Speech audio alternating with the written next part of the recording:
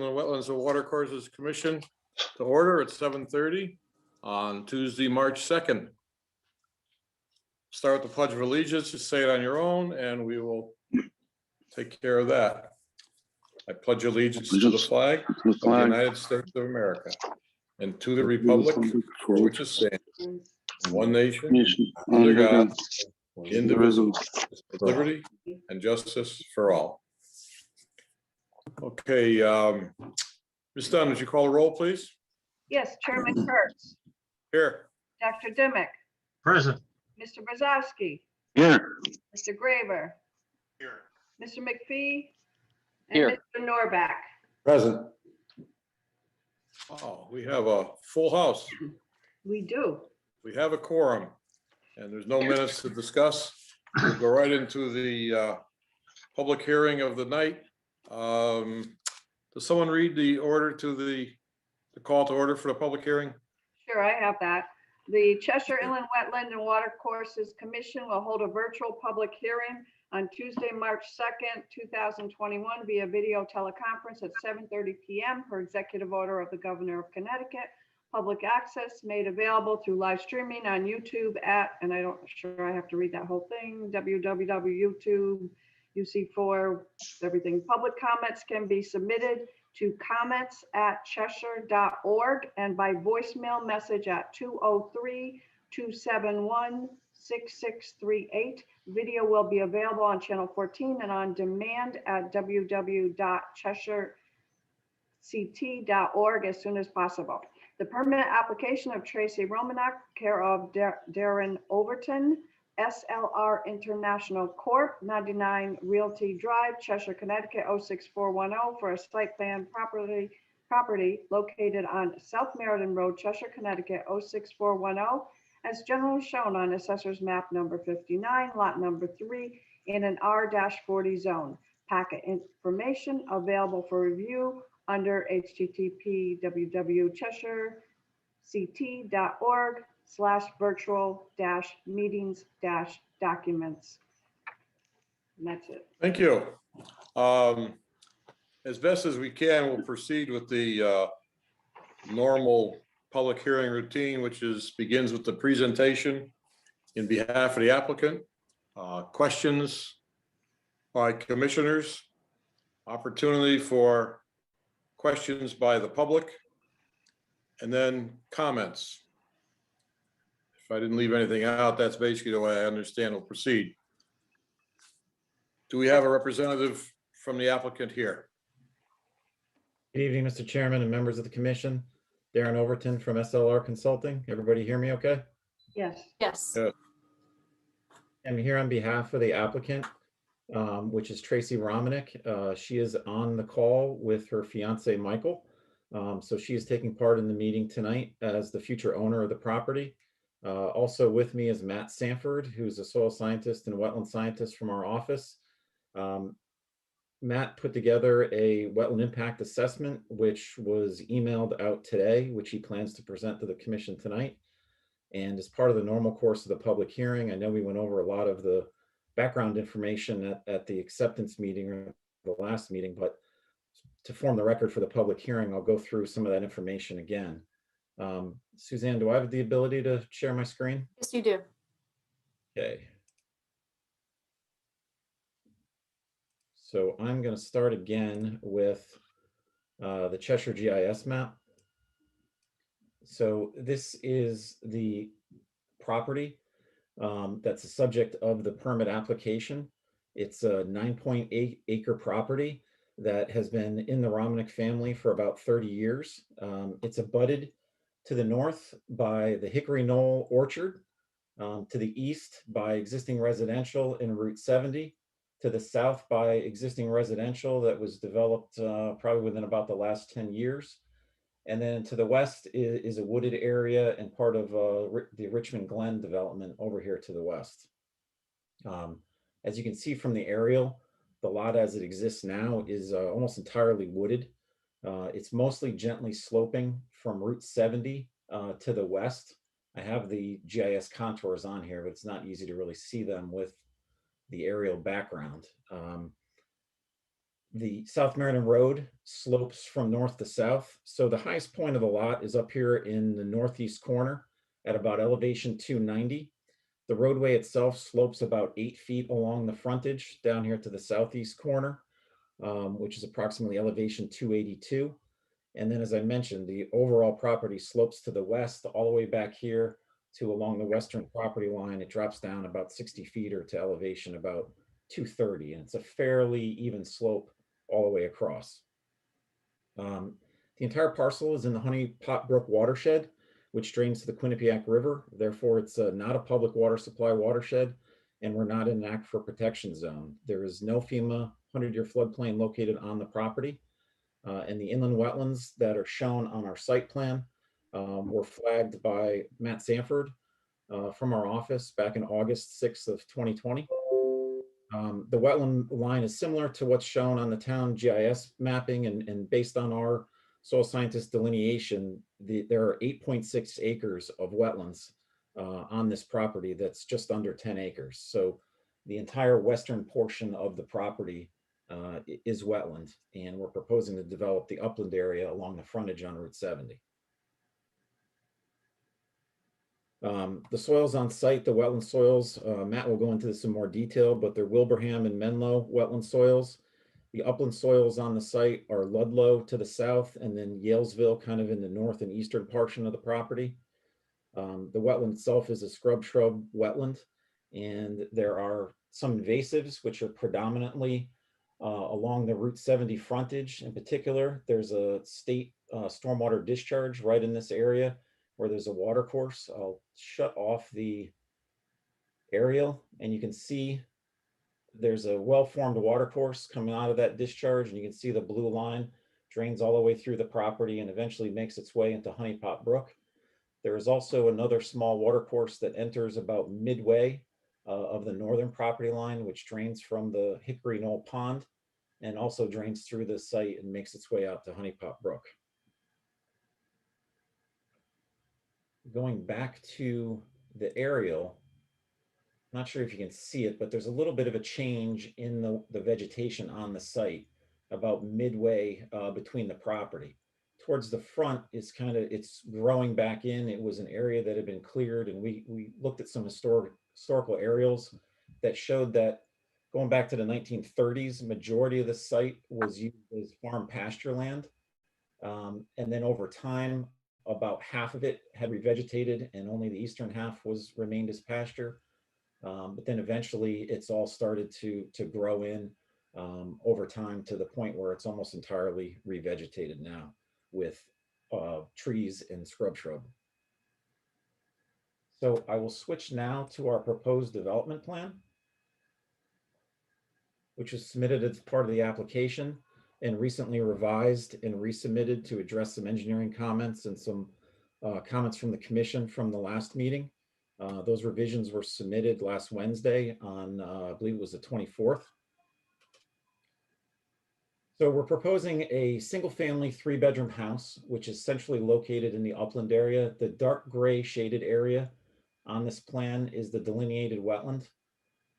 So we've located the 3-bedroom house in the center portion of the site. We did test pits on the lot. There were 4. We tested the southern portion of the property and then also the northern side of the property.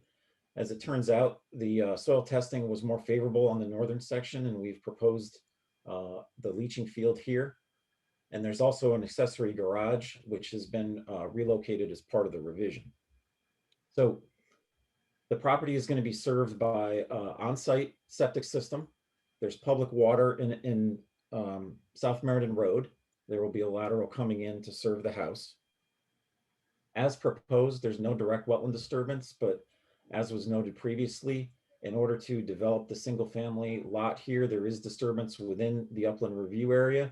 And we've shown a limit of disturbance on here with silt fence as it was previously defined, which we've now modified to a Filtrex sock to provide for better filtering and protection during construction. For the most part, we've maintained the existing drainage patterns on the site in that all of this is going to continue to drain to the west with some just minor localized drainage patterns to form drainage swales around the house and the garage. So as proposed, there were 0.3 acres of upland review area disturbance. That's the 50-foot regulated area as part of the application that was submitted. The revised plans that were submitted on Wednesday with the relocation of the accessory garage and some changes to the driveway to shorten and narrow up the driveway. We've reduced that to 0.27 acres based on those revised plans. All of the impervious on site is disconnected, but as part of the review comments we received from the engineering reviewer to provide some stormwater management for the impervious surfaces that are proposed. So we've added a rain garden behind the house that'll collect the roof leaders, and also a portion of the driveway from the front is swaled around and will run into that rain garden as well. So we've sized that for 1 inch of runoff from the impervious surfaces. The water will collect in here. It'll have the ability to naturally infiltrate, and then it will overflow through about a 10-foot weir down towards this existing concrete pad and spread out into the wetlands. The footing drain discharges straight out the back and bypasses that and is able to daylight also outside of the limit of the wetlands and will drain to the west toward the wetlands. So we've proposed perimeter sediment erosion controls, which we've changed to the Filtrex sock, and you can see the perimeter and the dark line type that's shown here. We've also added 6 proposed wetland markers that are located these black triangles along here. And we've also, between those black triangles, most of those we plan to mount on posts that are part of a split rail fence that we've shown along the perimeter of disturbance here in order to delineate not only the limit of disturbance, during construction, but on a permanent basis to understand that these are the limits of the developable area of the site and to protect from future encroachment potentially into the wetlands going forward.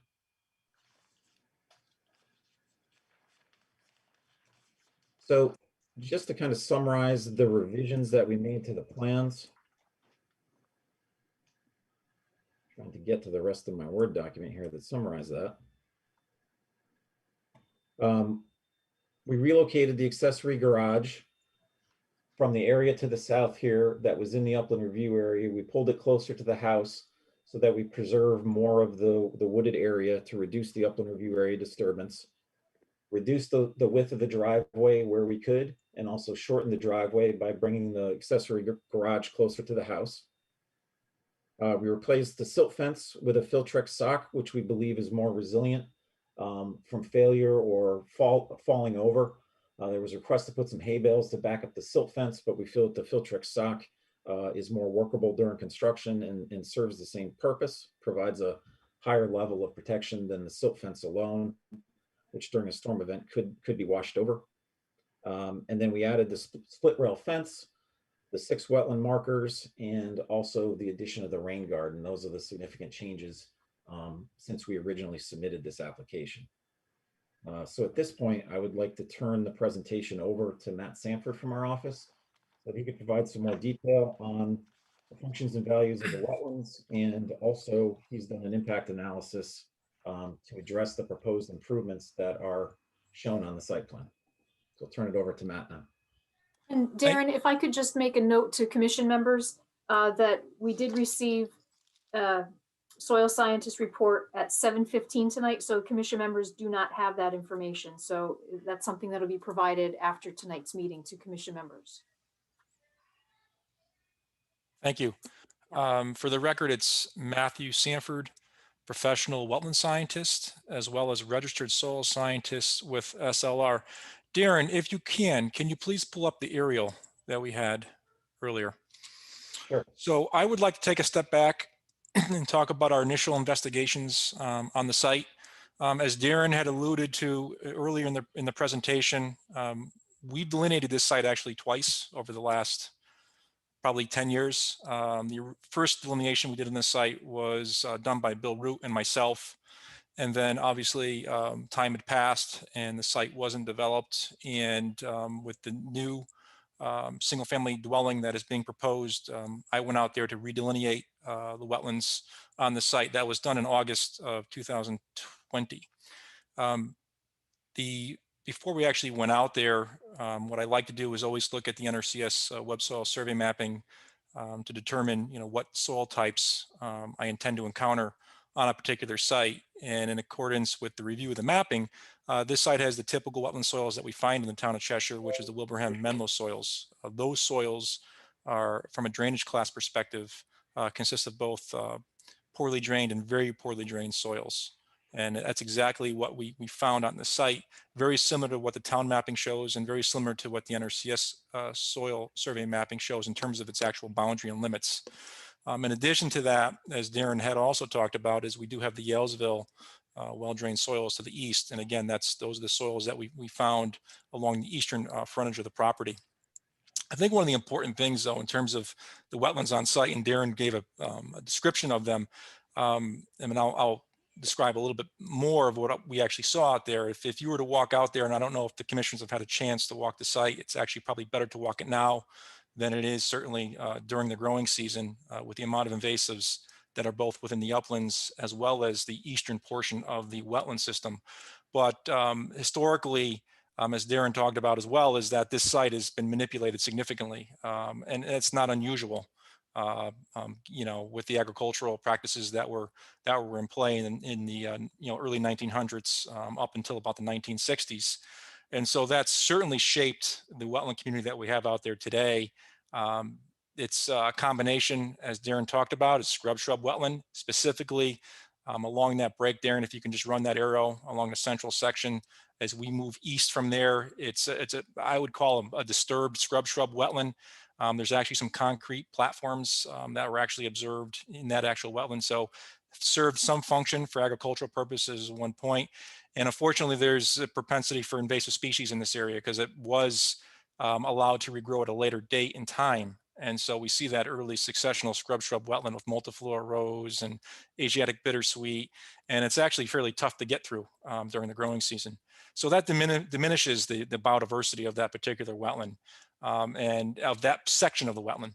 As you move west from where Darren's arrow is pointing, we get what we would consider more of our natural red maple swamp wetland, and that was an area that was allowed to grow a little earlier on in the when they were reducing their agricultural practices for this particular area. So that was able to develop a more natural native overstory and understory. And so when you look at it from a qualitative perspective, the higher quality wetland with the functions and values, specifically on biodiversity, is certainly higher on the western portion of this wetland than it is on the eastern portion of the wetland. And I think that's important to note, is that the eastern wetland is kind of providing that buffer to the western wetland.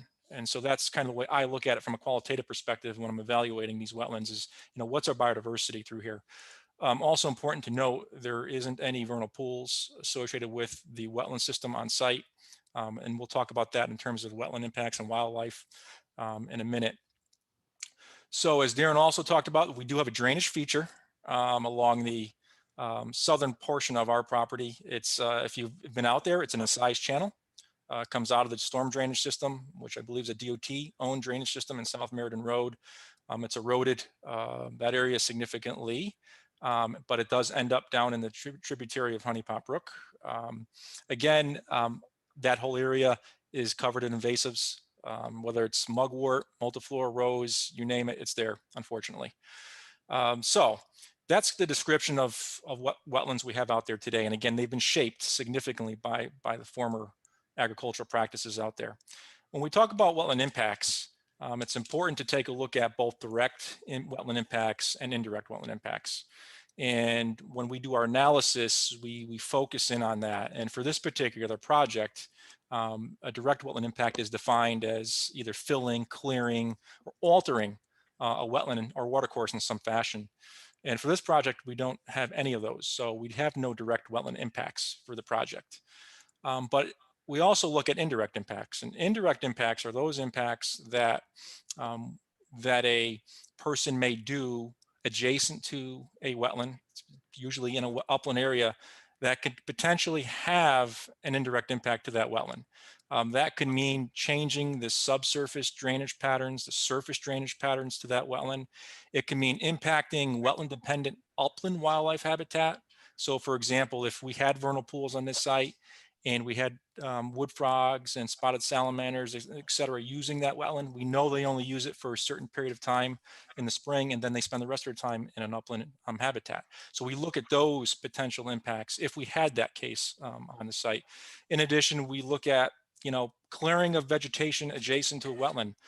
Can it increase the disturbance and or the sunlight penetration to the wetland, potentially causing infestation of invasives? We've already seen that on that site. We have preponderance of invasives, especially along the eastern side of the wetland, because of those agricultural practices that were done in the past. And then lastly, how do we protect stormwater runoff coming from what we call the scrub forest environment to now a vegetated lawn and single residential house, and how do those potentially indirectly impact the wetlands functions and values? And so there was 9 key points that I wanted to address with the impact assessment. And I realize that you have not had an opportunity to see the impact assessment, but it's been submitted and you will have time before the next meeting to look at it. But I'd like to summarize my nine bullet points in terms of how we are protecting the wetland from indirect impacts. And I think the 9 include, the first one is we have a robust sediment erosion control plan. And as Darren talked about, we actually are using a Filtrex sock along the perimeter or down gradient perimeter of the proposed house to protect those wetlands during construction from any water quality impacts. So that's important. And Darren, you might want to turn on the proposed plan. The second one that I think is Matt, yep. Just real quick. Could you review for the commission the benefits of using this erosion control system as opposed to silt fence and hay bales? Sure. One of the benefits of using the Filtrex socks is that it provides it's usually a fiber mulch that's placed in the sock itself. It's very flexible, so it doesn't typically require a lot of disturbance to areas. So it's especially good in working near wetlands because typically with silt fence, as you know, you have to dig silt fence in, excavate down 6-7 inches to lay the silt fence in. And in this case, the Filtrex socks actually lays, and the weight of the sock itself lays directly on and contours to the surface of whatever environment it's being placed on. So it's nice that you don't have to do as much disturbance. You do stake it in similar to as you would a silt fence. But what it also provides is an actual filtration of stormwater. So it doesn't stop stormwater from being able to still get into the wetland like silt fence can.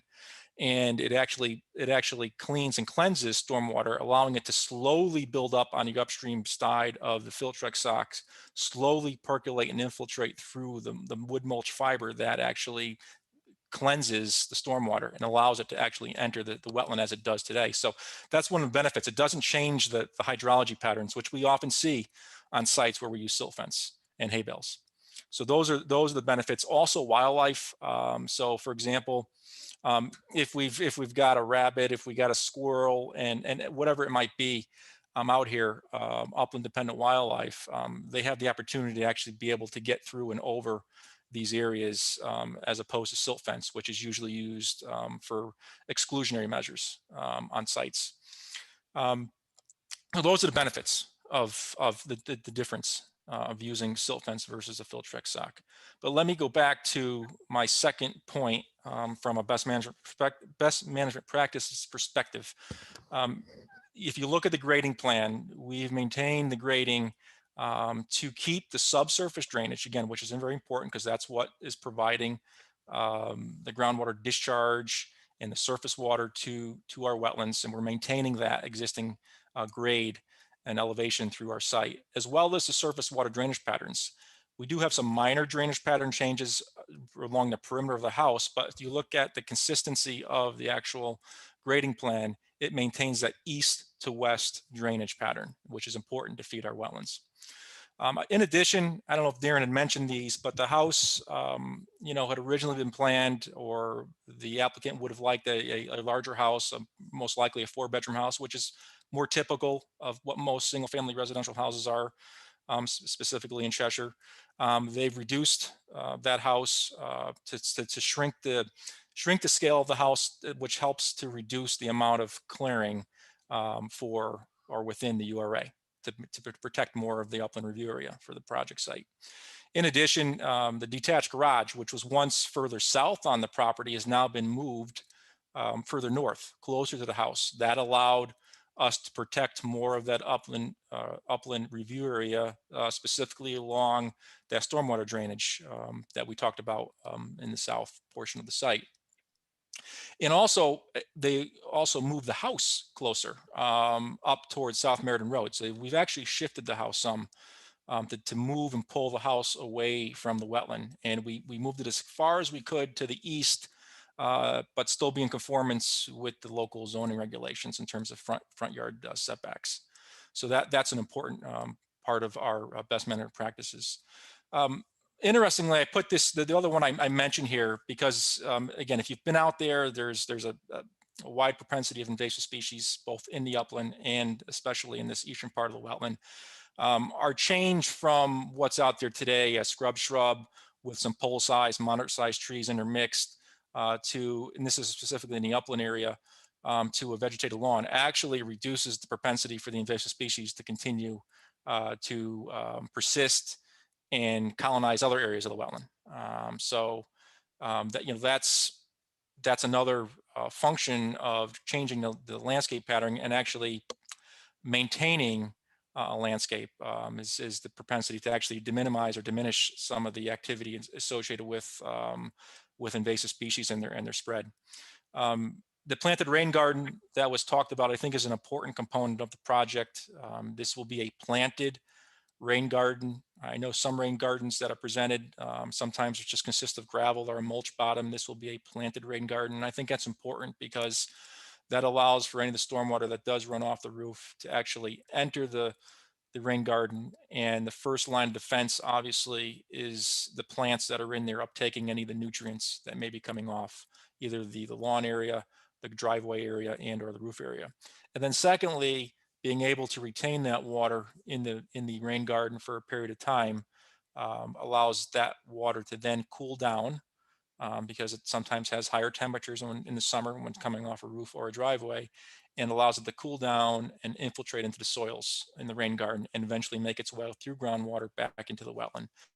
So that's important, I think, in terms of one of the best management practices. And there's two other ones.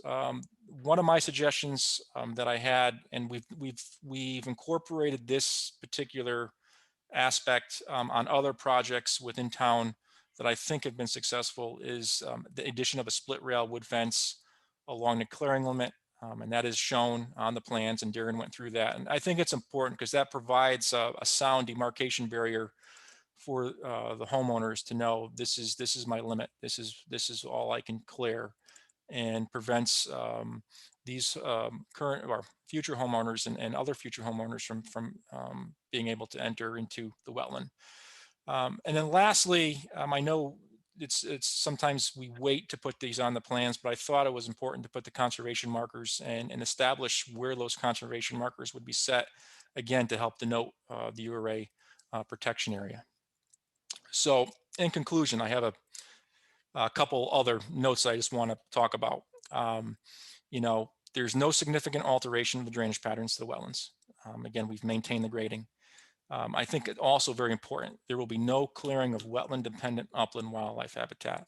So wetland dependent wildlife, as we talked about earlier, you know, typical vernal pool, obligate vernal pool species are what we typically look at for what are wetland dependent wildlife. And we don't have any wildlife habitat clearing for those for those organisms because they don't occur on this particular site. The eastern portion of this wetland is heavily infested with invasive species, unfortunately. So even though we're proposing clearing within the URA, we don't anticipate that clearing is going to change the course of or level of colonization of invasive species that are already currently there. They have enough sunlight now to persist. Clearing some of the vegetation, scrub vegetation along the periphery is not going to change that on this particular site. And lastly, I think we've got a sediment erosion control plan that's robust enough to also protect those wetlands and the functions and values during construction and in the long term with the rain garden.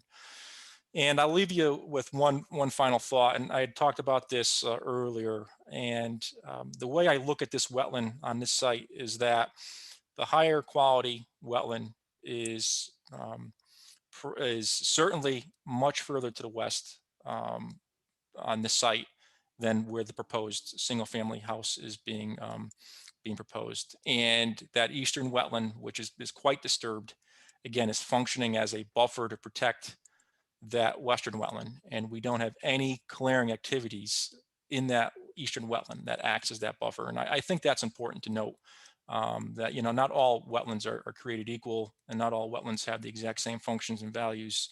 And it also shows that wetlands can vary with even a, you know, this would be to me, an 8.6 acre wetland is a small wetland, but it can vary even within an 8.6 acre wetland system.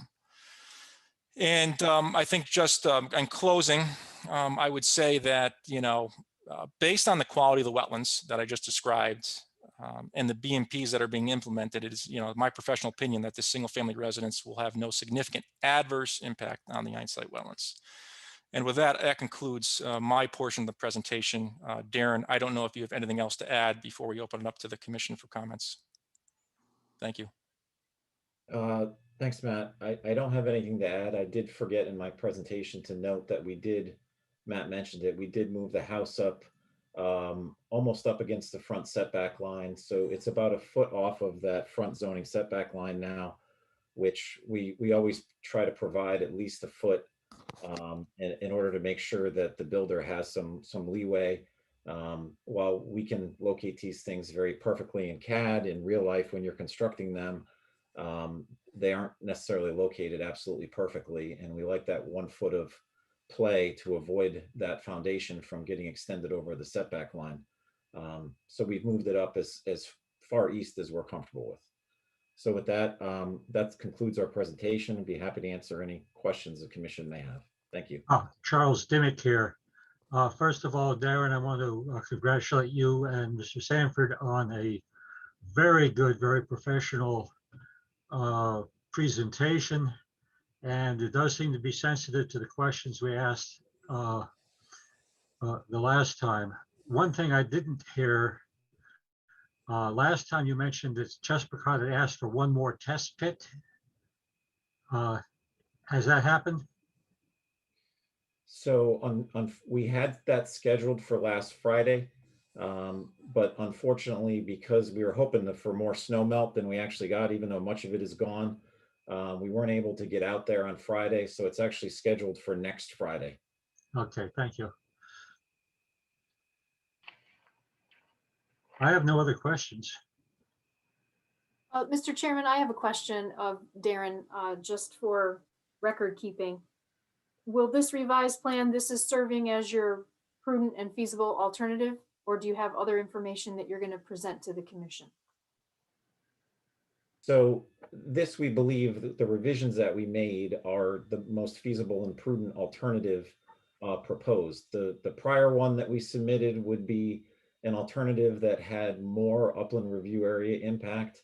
And then certainly, as Matt had mentioned, commonly in Cheshire and other towns that we work in, a typical house that's constructed is a 4-bedroom house.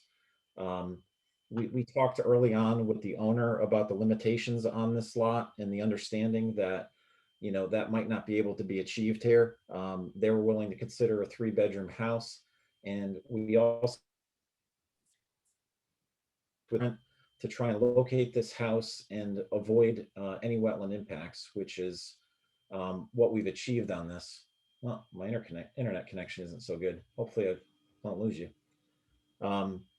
Matt and I discussed other alternatives, and what we landed on was basically adding some additional protection measures, which were the markers and the posts.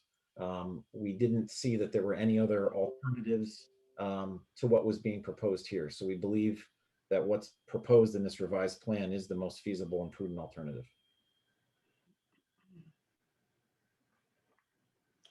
Are there any other comments or questions from commission members?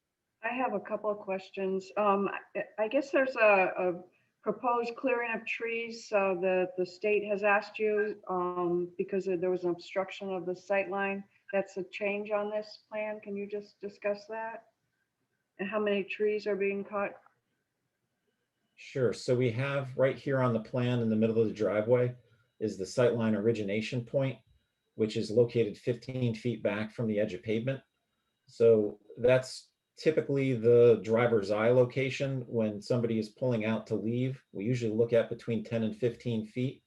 15 is more conservative, and we show those sight lines extending out. So the limit of clearing for those sight lines is all within the state right of way. But our expectation is where the limits are of the silt fence, and we're proposing the split rail fence up to here, that the vegetation will be cleared all along the right of way within those limits. And then where the sight line extends along the edge of the road, there may be some clearing needed within the state right of way as well to make sure we have appropriate sight lines for exit from the future driveway.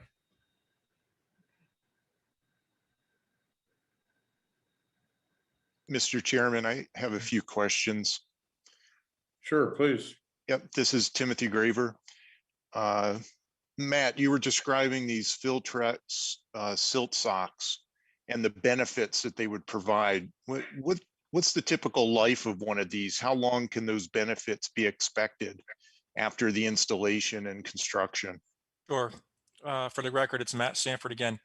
So what we have found with the Filtrex socks is they typically have a life expectancy for being able to perform their function probably for 2 or 3 years, which is much longer than would be needed for a single family construction site. So it's great that they do last that long. Do we typically suggest that a contractor, if he or she is going to be on a site for more than a year, not at least review and look at those and replace them as necessary? We certainly don't do that. We would certainly say inspect those, and if after a year they need to be replaced, certainly. But we have found on sites that 2 or 3 years are feasible out of these Filtrex socks. Okay, And again, I should clarify one thing. That also is dependent upon how well the site has been maintained in terms of its construction. Obviously, if there was some significant storm events and there was some accumulation of sediment on the upgradient side of those Filtrex socks, and obviously those have to be replaced. That's happens where you lose that ability of filtration once there's a big buildup of sediment up against it. But in general, what we've seen, these perform well as contractors maintaining their site appropriately as well. Okay. And also a question for Darren. I know that your drawing is drawn to scale, but I know in their last meeting there was a good bit of discussion about the distance between both the corner of the house and the corner of the garage. And I know in your presentation you talked about those moving. Is the location shown on the drawing we're looking at now, is that the most recent update? And if so, what is that dimension between the corner of the house and the corner of the garage into the wetland boundary? How much distance is that representing? To me, it looks to be about 5 feet or perhaps less, but I'm just estimating from the scale of the drawing. Sure. So this is a representation of the revised plan. Okay. And I guess an easy way to look at this is a typical 2-car garage is usually about 24 feet wide. So this distance here I'm looking at is probably a little bit over 10 feet from the corner of the house to the wetland boundary. The accessory garage might be a little under 10 feet. I'm thinking maybe about 8 feet here. And I believe we left 15 feet in between the accessory garage and the house. As you go around the corner, that gets wider. We're probably about Yeah, a little over midway. Here's the 50-foot upland review area. So probably between 25 and 30 feet, this corner would be off to the wetland boundary. Okay.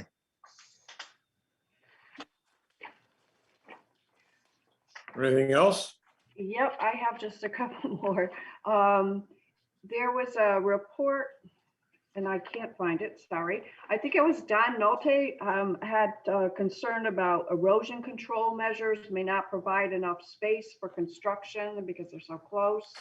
And I think your response was that you didn't see that as a problem. Can you just expand on that, please? Yeah, so I have the letter right here. Thank you. It's in my pile somewhere here. I think it was at the end, wasn't it? Oh. He said erosion control measures may not provide space for construction, something to that. Page R7 maybe? So we recognize the contractor will have limited access to work in some areas, and what I said is they're going to have to accommodate this in planning their work. We believe that the work area available to the limit of disturbance shown can reasonably accommodate construction of the proposed improvements shown. And part of the reason I say that is I've seen construction of multifamily housing as well as single family housing. A lot of times the contractors, particularly for the siding, the framing is all done basically from the foundation up, and there really isn't much work outside of the footprint of the house.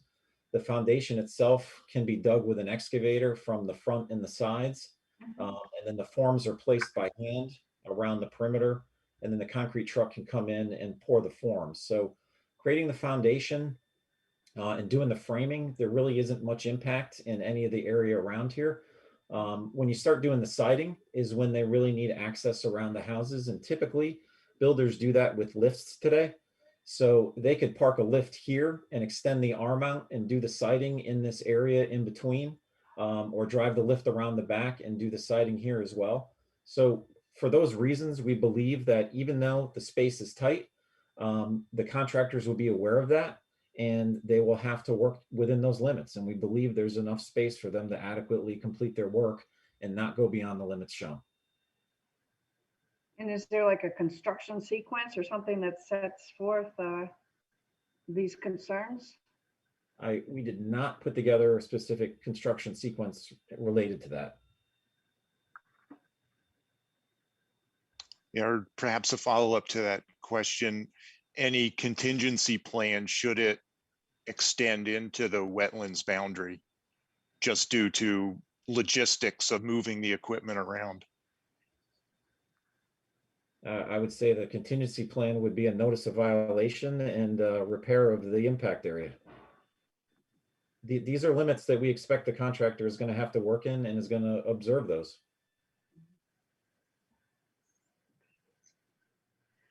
I guess my last thing is Mr. Sanford, can you expand on, in the initial report, you talked about the 4 values, the functions, I'm sorry, the 4 functions. And can you discuss what those functions are of the wetlands, those 4, and how this building impacts or doesn't impact on? I know you've touched on that in your presentation, but I would like more information because that's a concern. Okay, so I'll start with the groundwater discharge function. And that's, one of the principal functions of this wetland as we looked at in terms of the topo.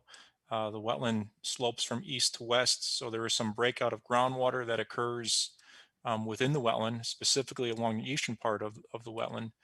And if you remember, one of the discussion points in terms of best management practices that I presented was to maintain grading patterns and not disrupt that interface with groundwater and the direction that it flows into the wetlands. So we're maintaining that, then that'll allow us to maintain the groundwater discharge function of that wetland. Also, surface water patterns contribute to groundwater getting into the wetland as well. And we've maintained that pattern with the grading continuing from east to west as it does today. and certainly the rain garden with helping to collect the stormwater runoff from both the driveway as well as the roof and treat that and allow it to infiltrate back into the groundwater. Again, it maintains that groundwater discharge source to the wetland. So I believe that would be function number one that was identified in the report. The second function, nutrient retention, or nutrient transformation or nutrient filtration, whichever term you'd like to use. Obviously, there is nutrients that run off from an upland into a wetland environment. That wetlands function is typically dictated by the density of vegetation, also sometimes by the topography of the wetland. When you have a lower, flatter, sloped wetland, the propensity of nutrient uptake is greater because it takes longer for that water to flow through the wetland and it allows the plants to uptake it. On a slope wetland, such as the case is this, we look more at how's the density of vegetation within the wetland. And for this, again, if you've been out there, it's actually very difficult to walk through during the growing season because there is such thick vegetation, both high stem density from a herbaceous perspective. And when I mean herbaceous, meaning the soft tissued plant material that's in the wetland, like whether it's a skunk cabbage or whether it was a carrick species or soft rush, versus the woody vegetation, which might be a speckled alder shrub, or it could be multiflora rose, which is invasive and which is found prevalent within this portion of the wetland. So we look at that from that perspective. And obviously that this wetland with its high stem density does provide the nutrient retention. And we don't, we're not proposing to change that in any fashion or way. We're actually trying to improve it through the development of a rain garden. So if that, since we are changing land use type from what would be a shrub forested upland to a maintained lawn with, you know, impervious coverage site, in order to help improve what's coming off of our site, we're allowing the water to flow into a rain garden to maintain the function of what would be coming off a stormwater runoff coming through an upland environment, discharging into a wetland. So that's number two. Number three is obviously toxicant retention. And that is typically associated with stormwater runoff, again, coming through a site with turbidity, with sediments for a large storm event that comes through. Obviously, one of the functions a wetland can provide is actually filtering that sediment out. And in this case, we know it happens because of the southern stormwater discharge that has eroded a significant channel. But also, if you look further down in the wetland, there's actually a dispersion or sediment delta, I think is the best way to describe it, in the wetland as a result of probably both of the erosion of the channel, but also from sanding operations over the years, depositing sediment in the wetland during a storm event. So that function and value isn't going to change as part of this project. Again, for our construction purposes, we're using a robust sediment erosion control to prevent sediment from getting into the wetland.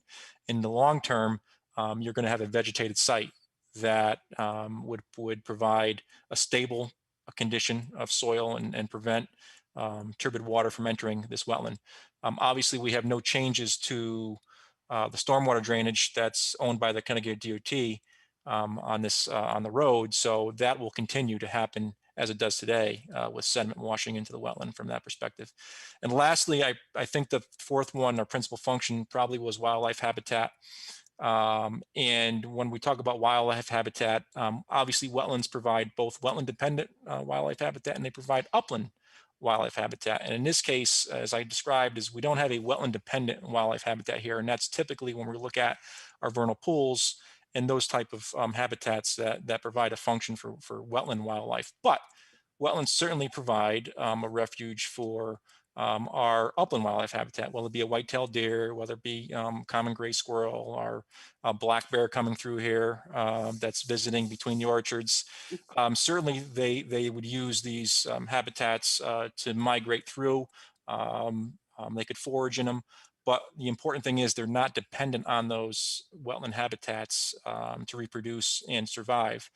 And so we aren't changing that wildlife habitat because we don't have any actually impacts to the wetland itself. So those upland dependent wildlife species that might be moving through this area are going to continue to do so following the construction of a single family residence. So I think those were the four primary ones that I had listed. And that's how this project protects those functions and values of this wetland. Thank you. So one thing I want to add that was discussed at the last meeting regarding stormwater runoff from South Meridian Road. So I did verify that along the frontage of this property, both sides of the road are curbed. So all of the stormwater runoff from South Meridian Road goes into the collection system. As it drains down to the south here, what gets picked up in these catch basins or in the catch basins further to the north that connect into here, all discharges into the water course here that Matt was describing. So what we're dealing with for surface runoff through this property is a portion of the western shoulder on South Meridian Road. And then also what sheet flows off of the upland area that's proposing to be developed as part of this project. So there's no sheet flow coming off of the roadway that's running through the upland property now. And one thing I'll add, I do have a couple of the historic aerials just to kind of just show what the commission, what we were looking at as part of the prior use of the property. So this is a 1934 historic aerial, which you can see most of this looks like pasture land. You can see to the south where the houses are developed now is an old orchard. You can see development of the orchard to the north, and there's a little bit of a wooded boundary at the western edge here. As we progress to 1951, you can see more of that mature wooded area forming that Matt was mentioning is more of the higher value in the western portion of it. And you can see there's still about 2/3 of the property that's utilized as pasture area. So that's part of the justification or some of the research that we did for some of the past uses that are here, which gave us a better understanding of why this front half is still kind of just a shrub and continuing to reforest since this past farming activity. So if there's any further questions, we'd be happy to try and address them. Anything else from the commission? Suzanne, maybe you could help me out or stop me from talking, but I believe because we haven't received it's been received, we haven't had a chance to review further information. We need to keep the hearing open. Correct, Is Mr. that, Chairman. That's the recommendation, to keep the public hearing open so that the information that was emailed just prior to tonight's public hearing can be distributed to commission members and reviewed, and any questions then can be posed at the next meeting. Dan, I understand Right. we're under a bit of a tighter timeline with this. Not for the next meeting. Okay. So the next meeting can proceed. The time frame is that the public hearing will need to close 35 days after it opened, and that then may cause some time difference or some issues with the first meeting in April. But the commission can decide at the next meeting if the public hearing is to be closed or have further discussion about continuing. Thank you. Should we maybe have the public comments, and the commission may have some suggestions at some point of some more information that we may need that could be prepared for the next public hearing in a couple of weeks. But without seeing the information that's been sent in, I'm not sure that everything might already be covered. So is it appropriate, so we should ask for the public comments and then maybe make a few ourselves? Mr. Chairman, if I may, there are no comments from the public to read into the record. Gee, that was easy. Yes, sir. Yeah. I Okay. like easy. Now Thank you. now you can go home. Yes, sir. Okay. Good night, Thank all. you. Thank you, Bill. Okay, are there any things that we'd like to have a chance to hear at the continuation of the public hearing at the next meeting? Is there anything the commission thinks we ought to look into? Mr. Chairman, I am awaiting that other piece of test pit data. I'm not sure it'd make any difference, but I would like to, for completing the record, of hoping that test pit is done before the next meeting so I can see the data. Good So idea. We may have questions after we read the report also that was submitted this evening. I know, that's, we have to wait to see that. So, Mr. Chairman, we're certainly not opposed to continuing the hearing. We understand that new information was presented tonight, and there was a impact assessment report that the commission might want to look through more carefully. We are also hoping to get the test pit done and get a review done by Chespercott prior to the continuation of the public hearing.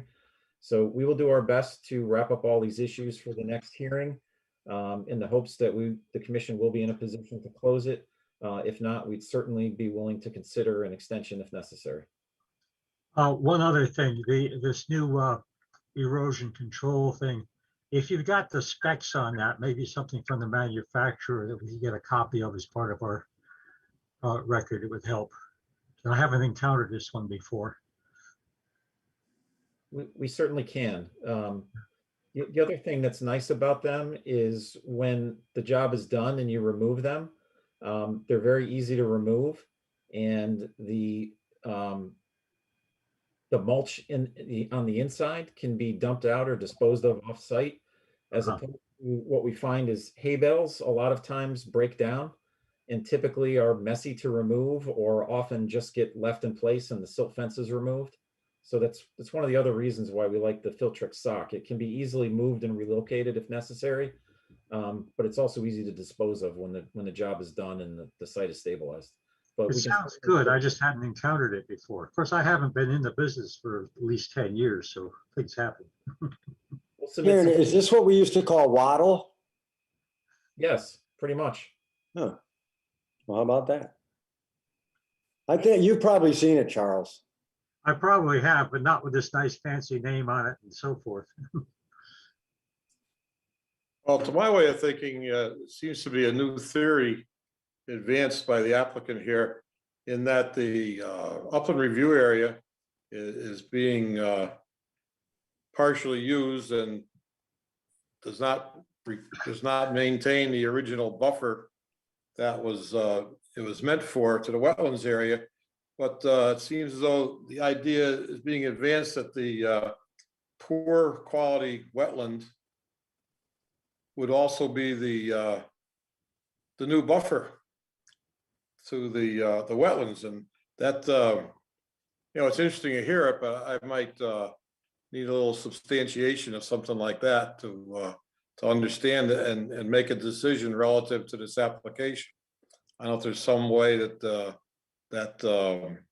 that theory could be expanded upon, or somebody could say, yeah, that's the way it's done, and this is a great idea. If it can't be, it can't, but that would be something I'd be interested in for the next hearing. Is there anything else? I would like to see a construction sequence. Yes, me too. Oh, yes, that was mentioned before. Yeah, Yes. and I don't know if it's a suggestion, but it would seem prudent in that sequence to have the split rail fence up prior to excavation and grading. I believe that was required on Cornwall Avenue. And I think it might guard against any accidental intrusion into the wetlands.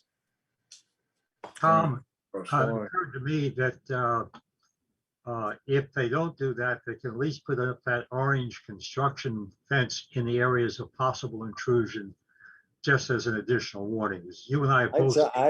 I'd like to see both myself. Yeah. I mean, you could tack the orange fence to that, and Yeah, I mean, there's nothing more of a statement than an actual fence. yeah. Now, you and I have both seen cases where the guy operating the machine isn't fully aware of all the things he's supposed to be looking out for, no matter.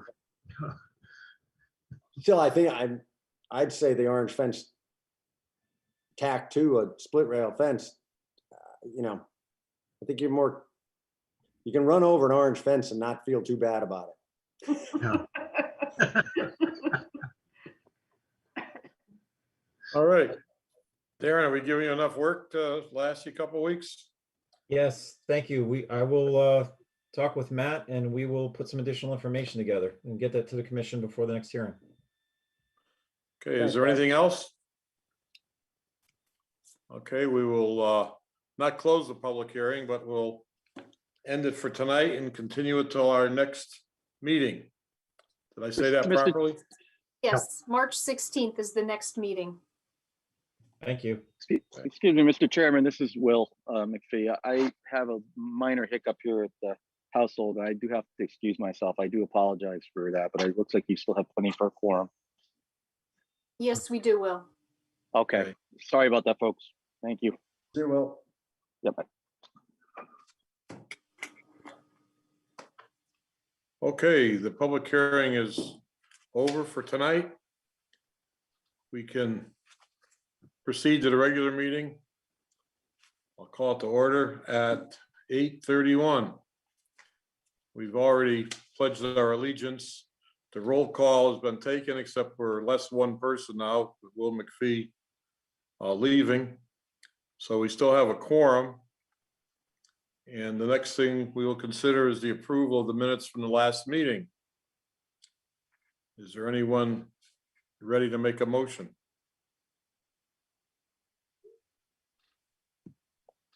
I move they be approved with the additions and corrections I had suggested in my email. Moved by Dr. Dimick, Carrie seconds it.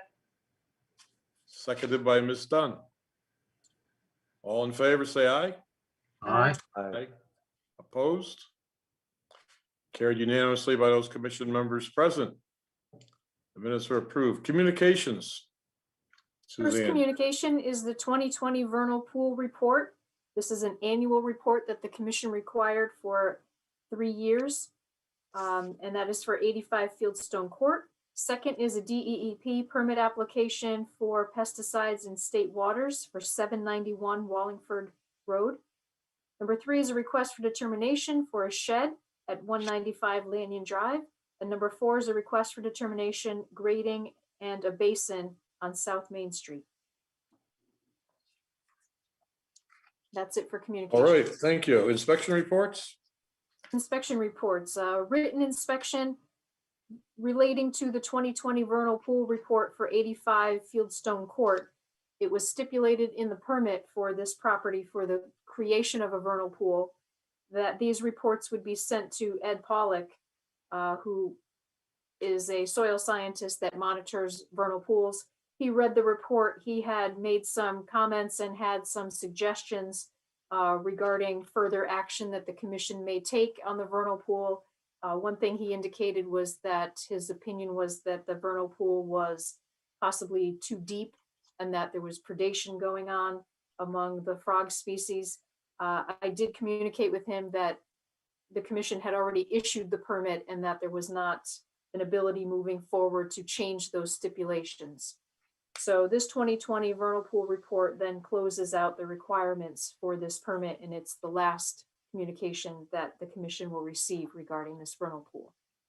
I'd like to comment, Mr. Chairman, that reading the report, on the whole, this constructed vernal pool has worked quite well, considering that without it, there wouldn't have been anything there. And even with the predation, I think it's generally been successful.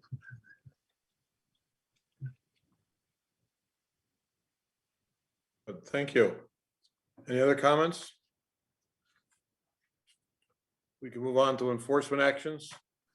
The violation of cease and desist order regarding Heber Alvarenga on Yalesville Road. That's something we acted upon, and this is just a watch and wait now, or do we still have something to decide? Yes, this is on for monitoring for the corrective order that there's a requirement to restore the area this spring.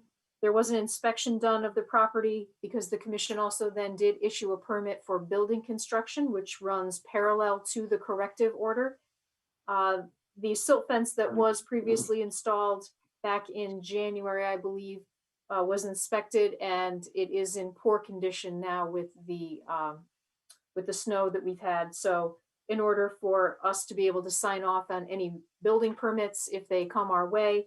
That's something that will need to be fixed sooner than later. So as soon as the snow melts and he has the ability to get out there and fix the silt fence, that's something that will have to be taken care of, and I'm in communication with him regarding that. Thank you. Notice of violation, cease and desist order on Talmadge Road for Barham Krasnicki. Yes, Mr. Chairman, I still do need to have a written communication with the property owner and spell some things out regarding coming in for a permit after the fact and a site plan. So that is something that I plan to do. I apologize. It's something I had planned to do before tonight's meeting. Things have sort of gotten away from me on that one, so it'll be for the next one. It's fine by me. Under unfinished business, permit application, that's South Meridian Road, right? That first one? Is that Yes, permit this is application what was the site plan subject of the South public Meridian hearing Road? tonight. Yes, that's what we had a public hearing on. Is there anything we need to comment at this time? Just mention the public hearing will be continued.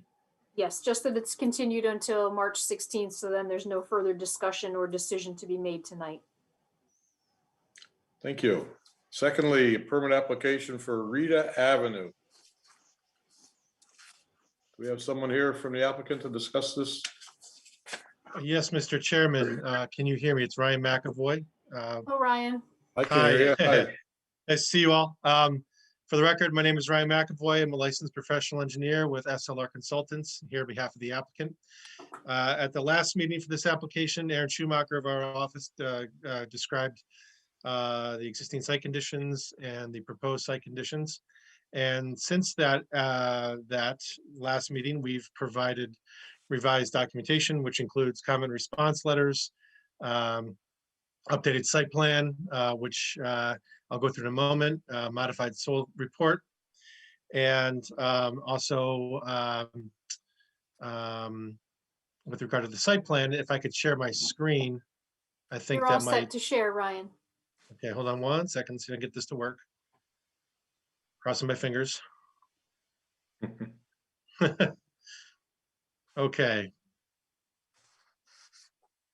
Can you see this? Yes. Good. Okay, so Are you what we able to provided, zoom in at all, Aaron? Ryan, are you able to zoom in at all? am. Yeah. Okay, Very good, so thank you.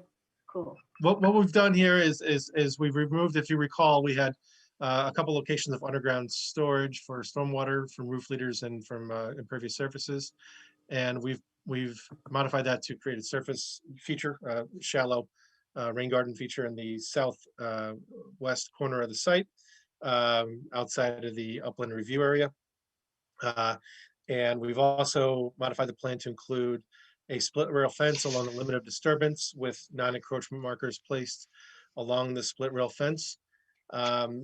There were some questions from the consultant engineer who reviewed our plan with respect to sanitary sewer. And I believe Aaron stated during the meeting that we have to work through the process with WPCA, and that remains our response. However, I would note that this sewer line in Rita Avenue does have a lateral extended for extension to this property, for use of this property, and they will be required to pay an assessment to make use of the sewer. But I can testify part of our application that I fully expect and believe that we'll be able to connect to sanitary sewer, and certainly any changes or any variation that would almost certainly require an additional review by this commission. But I believe very strongly that we'll be able to connect into the sewer. It's just another process we have to go through with the WPCA. In terms of the limit of disturbance, it is identical to the plan you saw before. We're holding a roughly 10-foot minimum buffer, and expands a little bit beyond that to the on the upper part of your sheet here. The house is a minimum of 20 feet away from the wetlands, although as you can see, the 50-foot upland review area is shown by this dashed line. The house is mostly in the upland review area, and we are attempting to move as close as we can to Reed Avenue, respecting zoning setbacks.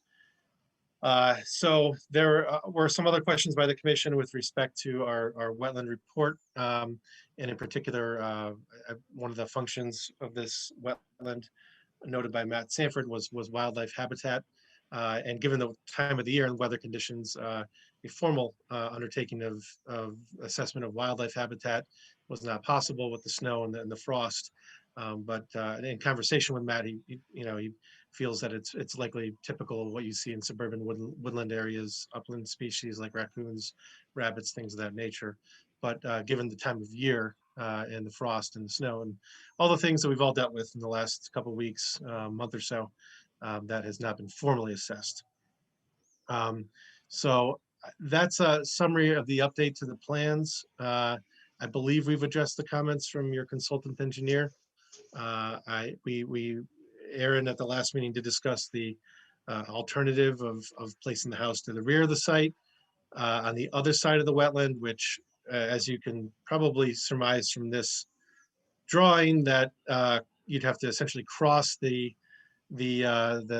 swale or the ditch, and you'd still have the house almost entirely similar to the current condition, almost entirely within the upland review area, and have a significantly larger footprint of disturbance and impervious surfaces associated with that. So in summary, this location is the essentially the most prudent location on the site if a house is to be constructed, and the disturbance is minimized to a modest sized house, modest driveway, and minimal site grading.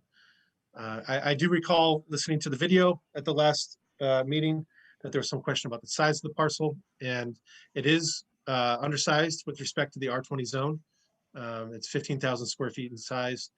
State statute does allow for undersized lots that are lots of record or lots that have existed prior to the creation of zoning, that it can be built on so long as they still respect current zoning regulations. And in this case, we are with respect to side setbacks, front setback. So that hopefully answers that question that came up at the last meeting. So with that, if there's any further questions, I'd be happy to answer them at this time. Are there any questions?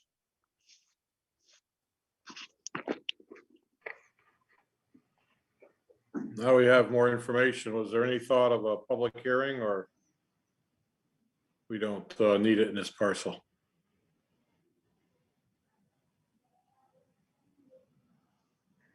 Are we ready to, I do not see a need, Mr. Chairman. pardon me? And I do not see a need for one on this. Okay. I can only hear part of what you said. Okay, Suzanne, do you have enough information in order to draft a motion one way or the other? Yes, I do, Mr. Chairman. Oh, wonderful. If no one has anything else to say, we'll go on to the next item. Is there anything further? Okay, thank you, Ryan. Thank you, Mr. Chairman. Thank you, members. Good night. No. Good night. Third is the permit application for Notch Road.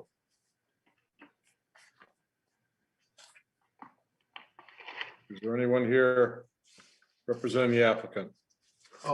Yes, Mr. Chairman. Good evening. For the record, I'm Michael Ott. I'm a licensed professional engineer and land surveyor with Summerhill Civil Engineers in Madison. And I'm here representing the applicant. If you recall, the commission may recall, and Suzanne, you might have to help me with the dates, but you saw an application on this property a couple of years ago. I think I actually referenced the application number on the plans. May I share my screen? Yes. Okay. Bear with me one second.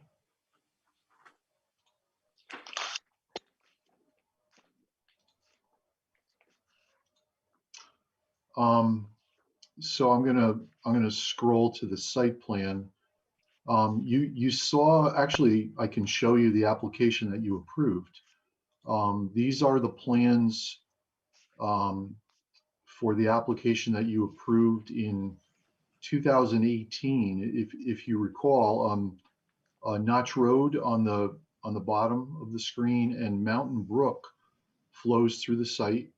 And there's a house that I think was constructed in the 50s, very close to the brook. And some of you at least might remember that there was, there is today an excavation here between the home and the brook. And the application we brought to you was to fill that excavation, grade off this area properly, restore it with a conservation seed mix, not to create a maintained lawn. And this was to be our construction access. And we would then back out and restore this disturbance due to the construction access. And you approve that. If I switch back to the current drawing, I think I may have, Suzanne probably has it quicker than me, but I think you approved this application. I'm sorry, I did not. I thought I might have referenced the application number. But I believe it was in 2018. If some of you may remember this. Yes, it was in 2018. Okay. So that work never got done. Hasn't got done yet. It's still planned to do it. And we are here this evening with the architects have finalized the design of the new home. And we're here this evening for an application that would keep us within the same limits of disturbance. This construction access that I've drawn with this dashed lighter gray arrow is the exact same construction access as was approved in the previous application, and the sediment control barrier, which would define the limits of disturbance, is also in the exact same location. The difference is, in the previous application, this deck, this darker gray shaded area, was not proposed. So as part of the home design, the applicant would like to construct this first level deck around the corner on two sides of the house. The idea is we would come in, I'll zoom back out just a hair. The idea is we would come in the same construction access we proposed in the last application, do this work that's already been approved, then do the construction of the home, minus the deck, of course. And as the contractor backs out, they would then construct this deck, and finally, as we were planning to do in the previous application, restore the construction access. So that, in a nutshell, that's the application before you. So just to very quickly to reiterate, same limits of disturbance, only same construction access. Only difference is we now have a deck here.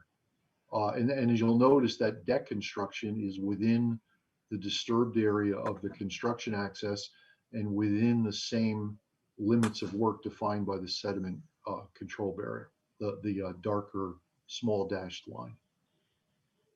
I think in a nutshell, that's it. I'd be glad to answer any questions that the commission might have.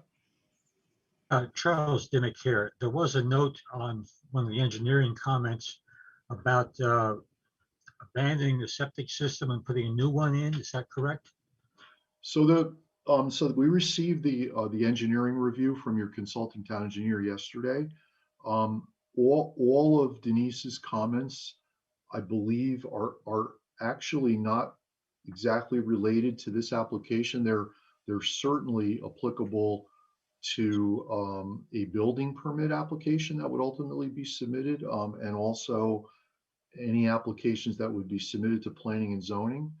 But I'll try to answer your question specifically about the septic system. What What this septic system, by the way, has been reviewed and approved by the health district.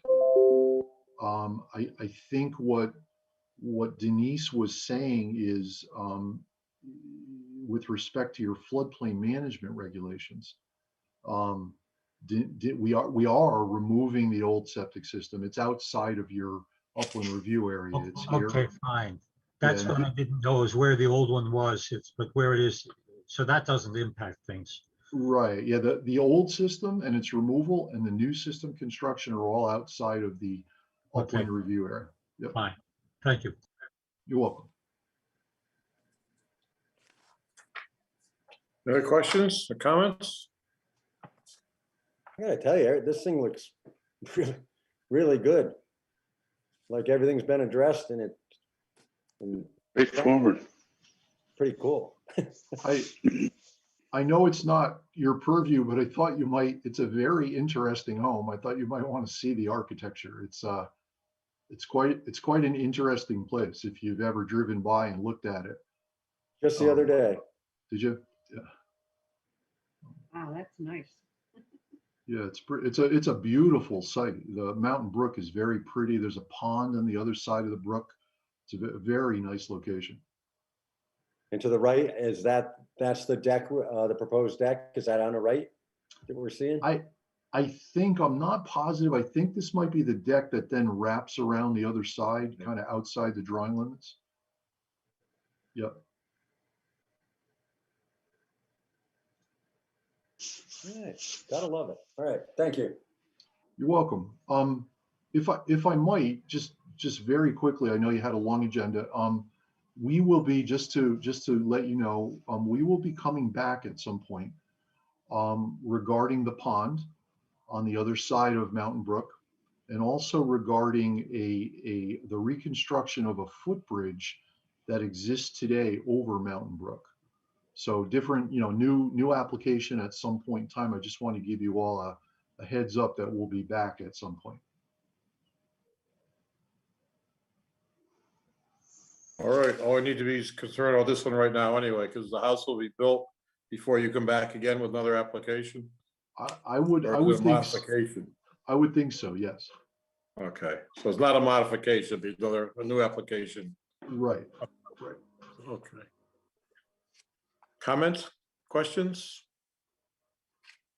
Suzanne, are you comfortable with the Yes, Mr. scribing Chairman. down the conditions? Yes. Okay. In that case, we'll go on to new business. Request for determination for a shed on Lanyon Drive. Thank you very much. Thank you. Thank you. Is there someone to talk about Lanyon Drive? Yes, there is. Hi, can you hear me? Yes. Okay, great. My name is Nasmeen Hussain, my parents and Sterling Ramen. I'm sorry, Nasmeen, it's hard to hear you. You're cutting out. Okay, can you hear me now? I think that's a little bit better. Okay. So I'll be speaking on behalf of my parents, Shrub and Sterling Ramen. I'm not good. We would like to install a. You can't hear me? It's cutting in and out, like Suzanne said. I don't know. Just give it a shot. Maybe I'm the only one.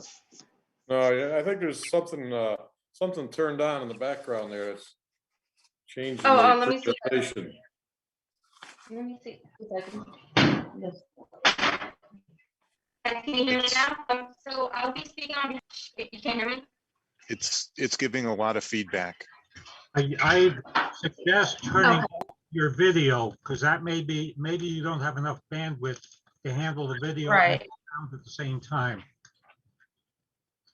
All right. Can you hear me better? Yes. Yes. Sounds good. Sorry about that. So we would like to install a shed along our driveway. In 2019, we applied for a permit to cut down trees. And since then, we have been approved and we've cleared the area.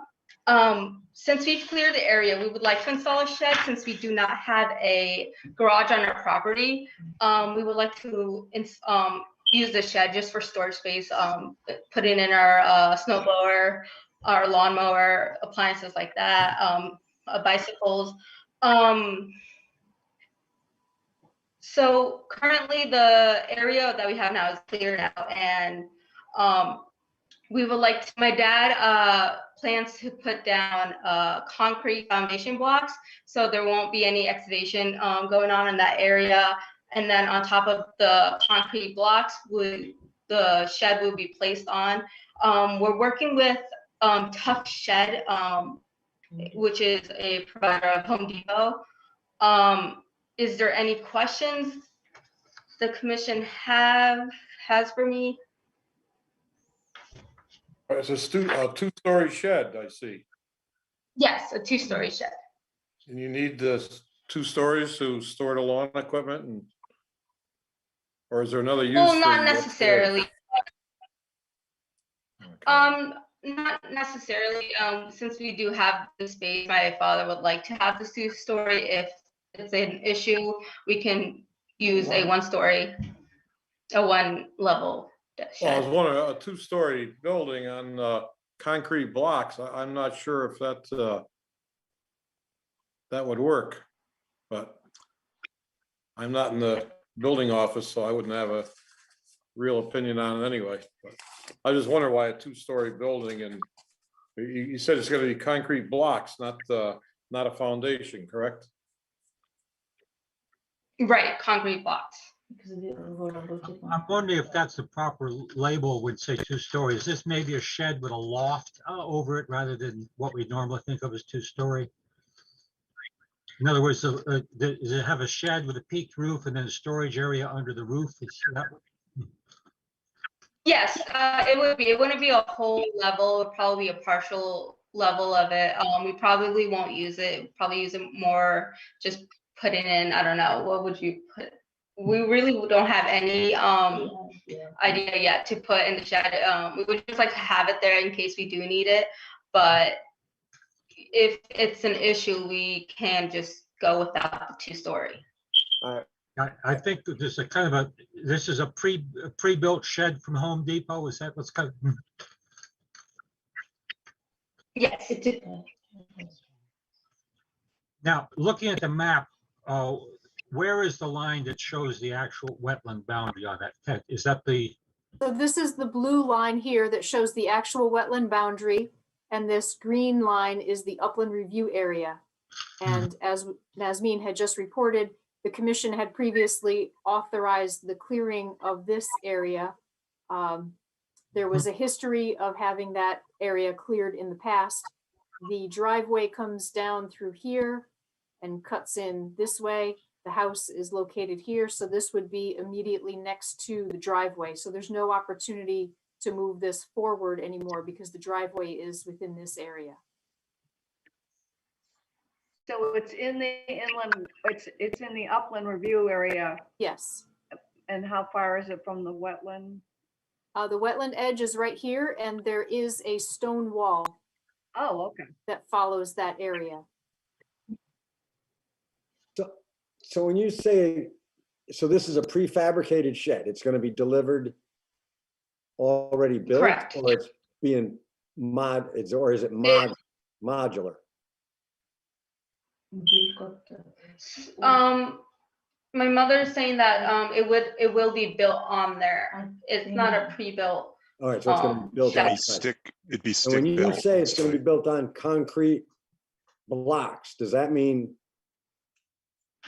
is it going to be, holy smokes, I don't know.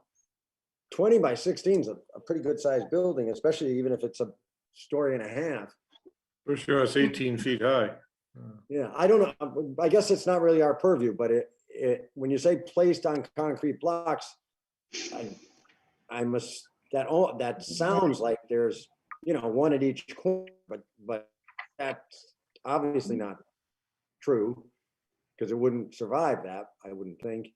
So there's not somebody building a block foundation under it by any chance going down beyond frost or something. I don't see this as feasible to build on just blocks. That's why I'm questioning it. I'm wondering if you or your mom or whomever is involved actually knows what's proposed here by whomever is building it. Okay. Do you have any drawings of same? I currently do not have any drawings. This map was just provided by the manager of Tough Shed, and my mother was working with him. Basically, she does want my parents both want a 16 by 20 foot shed. I can provide for next month's meeting. I think it would probably be a good idea because it just doesn't, I'm not sure that the applicant understands, the information they're giving, or that they were given and in turn are giving us.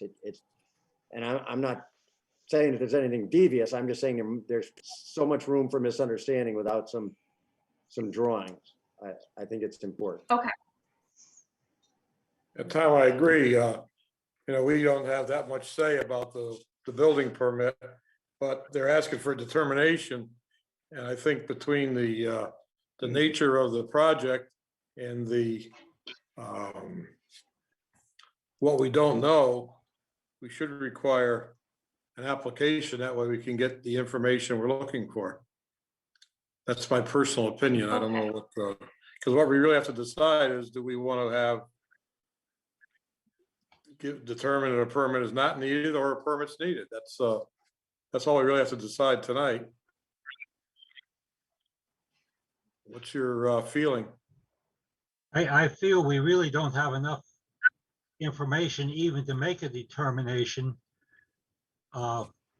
there, although I can picture what's going on. I think it's going to end up looking like my garage, which was 120 years old and moved up from Hamden and put on concrete blocks about those dimensions. But it was put on a series of concrete blocks, not just on the corners, the whole, All right. Mhm. All right. Well, for purposes tonight, do we, is there a motion one way or the other to determine that a permit is not needed or needed? I think you need more information, right? Yeah, I think if we got more information, then we could make that decision. I would hate to I think ask her that's not to important. get a permit if she doesn't need to do that, Okay, so we'll continue the discussion at the next meeting. Just this. And the applicant this understands shed, we give us need the to plan. know everything about this building. Specifications, drawings. Yeah. Yeah. Okay.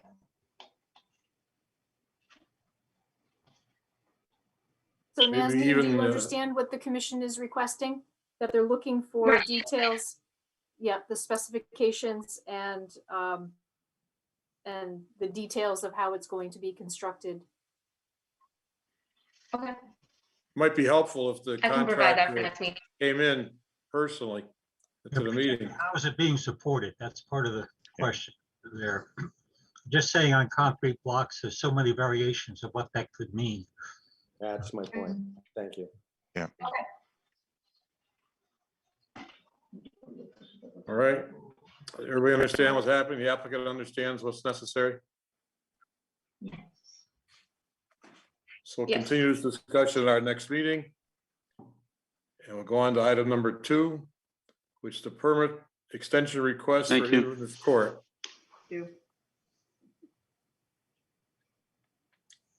Permit extension request for Inverness Court. Is there someone representing the applicant? Yeah, I'm representing the applicant. Hi, Could Phil, you have your for name, the please? record, could you state your name, please? Sure, Phil Bowman, at 365 Finch Ave. Can everyone hear me? Okay, Yes, yeah, I thank can you. hear you. Thanks, Phil. Okay, this is just an extension request for a pre-existing wetlands permit that was obtained, I think, in 2016 for Correct. Lot 1 Inverness Court. It was part of a 2-lot approval Lot 2 was approved and built about 3 years ago. I want to say the house closed, and this is the last remaining parcel of that 2-lot subdivision. Is there any changes to the permit or the approval? we No, did last time? everything submitted was it was resubmitted as approved. Do we have any questions, or do we have an idea on what we should do about the extending the permit? I have no We problem. have staff granting an wording. extension. Oh, we have staff, gee, I'm sorry. Yes, I Yes. would move staff wording. You know, I saw, I will oh, second. thank you. And that was Charles that seconded it? Yes. Mhm. Okay. Any discussion? All in favor, please say aye. Aye. Aye. Opposed? Carried unanimously by those commission members present. Sorry, I forgot about the written approval. Thank you. Thanks, Phil. We're all set. Appreciate it. Thank you. Number 3, request for determination, grading and basin on South Main Street. It's Starbucks, right? Is there somebody here representing? Yes. the Mr. applicant? Chairman. Oh, hi. I'm still here. Darren Overton from SLR Consulting. So what's going on? So I'll share my screen to show you the revised site plan. So we had presented before the commission this site plan where the commission had approved the plan essentially as it's shown here. The only difference is the Regional Water Authority in one of their comments requested a bioretention basin in back here to provide some further treatment for runoff from the pavement.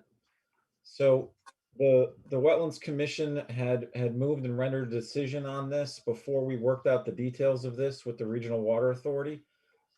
We worked out those details prior to the Planning and Zoning Commission permit. So this was permitted with this is the landscaping plan. Planning and Zoning permitted with landscaping plan and also grading similar to this. So as part of our prior application, when I went back to review this, understanding that this grading and associated with the bioretention basin had not been permitted in the wetlands permit, I looked at the disturbance area relative to what was permitted, and what I found was we had grading in this area before clearing and disturbance, so that the actual limit of disturbance in the upland review area has not changed. We have not changed anything with the drainage discharge associated with this, where we did have some improvements within the limits of the wetland. So none of the direct wetland impacts have changed. Upland review area disturbance is the same, except it's graded differently to create this basin as opposed to just sloping gently down towards the wetland boundary here.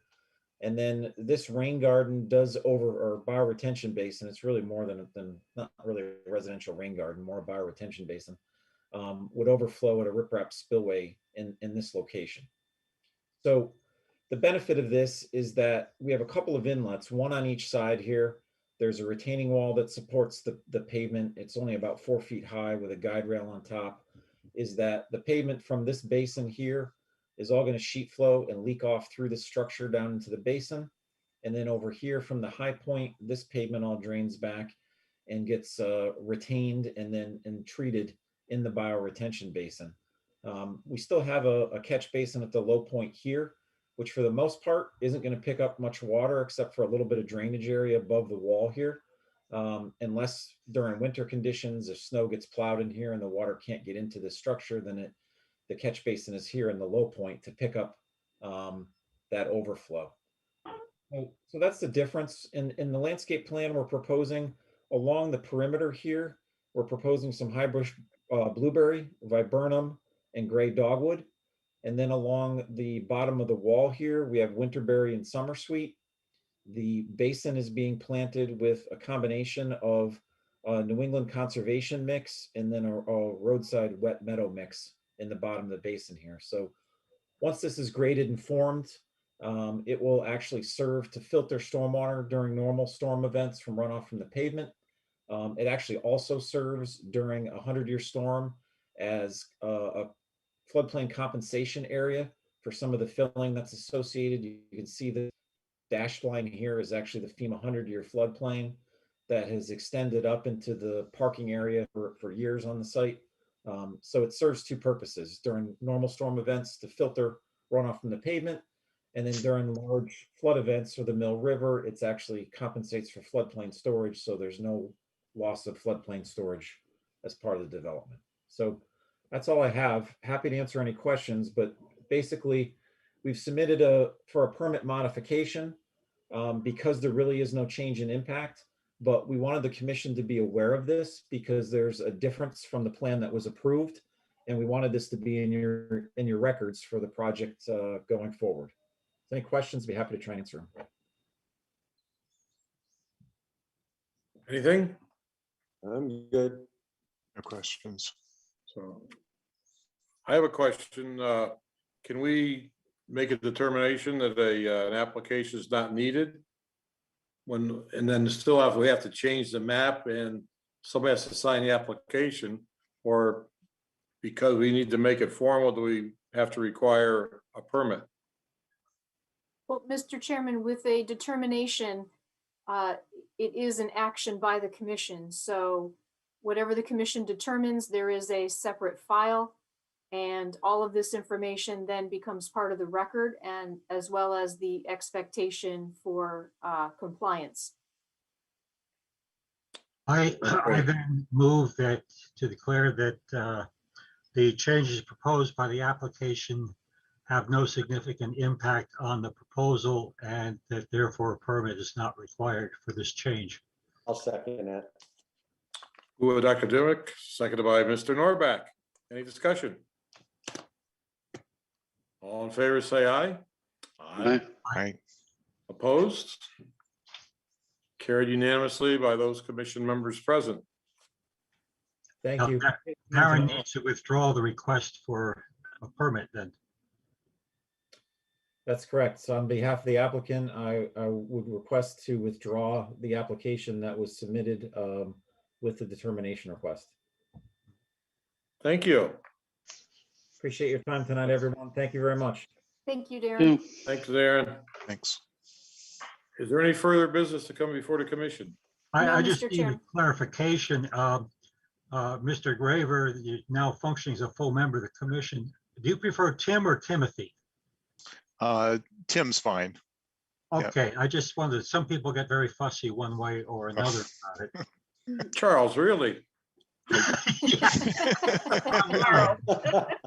Charlie, Never. Oh, Dr. Dimick, you're a good sport. You were right. A chemical engineer, was it? Yes. Yes, thank you. I just clarifying in my own mind. Thank you very much. Good to Thank know. you. You're welcome.